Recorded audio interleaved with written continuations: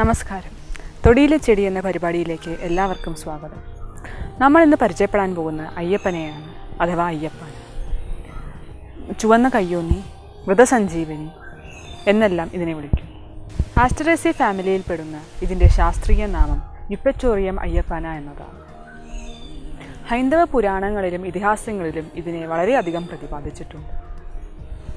രാമായണ കഥയിൽ ഇന്ദ്രജിത്തിൻ്റെ ബ്രഹ്മാസ്ത്രമേറ്റ് അബോധാവസ്ഥയിൽ കിടക്കുന്ന ലക്ഷ്മണനെ രക്ഷിക്കാൻ ജാമ്പവാൻ്റെ നിർദ്ദേശമനുസരിച്ച് ഹനുമാൻ കൊണ്ടുവന്ന ഒരു ഔഷധ സസ്യമാണ് അയ്യപ്പന എന്ന് പറയുന്നത്.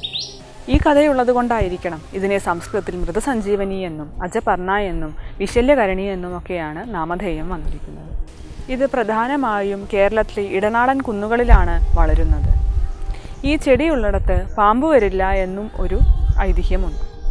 ഇത് കണ്ടാലൊരു കുറ്റിച്ചെടിയെ പോലെയാണെങ്കിലും വളരുമ്പോൾ ഇതിൻ്റെ ഓരോ പർവ്വസന്ധിയിൽ നിന്നും വേരുകൾ മുളയ്ക്കുന്നു. ഇതിൻ്റെ തണ്ട് ഇളം ചുവപ്പ് നിറമാണുള്ളത്. ഇലകൾ മെലിഞ്ഞും സമൂഹമായും വിന്യസിച്ചിരിക്കുന്നു. ഇതിൻ്റെ പൂക്കൾക്ക് പിങ്ക് നിറമാണ് ഉള്ളത്. ഇത് പൂങ്കുലകളായാണ് കാണുന്നത്. സമൂലമായാണ് ഈ ഔഷധം ഉപയോഗിക്കാറുള്ളത്. ഹെർണിയാരിൻ, അമ്പിളിഫാമിൻ, എസൻഷ്യൽ ഓയിൽ എന്നിവയാണ് ഇതിലടങ്ങിയിരിക്കുന്ന രാസഘടകങ്ങൾ. ഹൃദയാഘാതം വന്ന് അബോധാവസ്ഥയിലിരിക്കുമ്പോൾ, മുറിവുകൾക്ക് അണുബാധ ഏൽക്കാതിരിക്കാൻ എന്നിവയ്ക്കെല്ലാം ഈ ഔഷധം ഉപയോഗിക്കാറുണ്ട്. രക്തം വരുന്ന മൂലക്കുരു, വിഷജന്തുക്കളുടെ കടി, മോഹാലസ്യം, വായ്പുണ്ണ് എന്നിവയ്ക്കും ഇതൊരു ഉത്തമ ഔഷധമാണ്. ഇതിൻ്റെ കൂടുതൽ വിവരങ്ങൾ ഡോക്ടർ CM ശ്രീകൃഷ്ണൻ നമ്മളോട് വിവരിക്കുന്നതാണ്.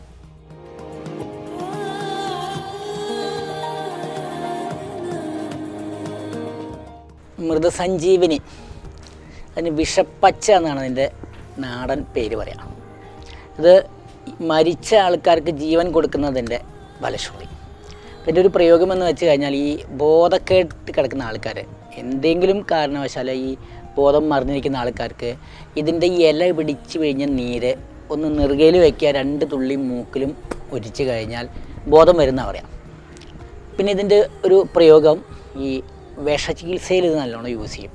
പാമ്പ് വിഷത്തിന് ഉപയോഗിക്കും. ഈ കീടങ്ങളൊക്കെ കടിച്ചു കഴിഞ്ഞാൽ, ഇൻസെക്റ്റ് ബൈറ്റൊക്കെ ഉണ്ടെങ്കിൽ ഇതിൻ്റെ നീരെടുത്ത് അരച്ച് തേച്ച് കഴിഞ്ഞാൽ വേദനയും അതിൻ്റെ ചുട്ടുനീരിലൊക്കെ പെട്ടെന്ന് കുറയും.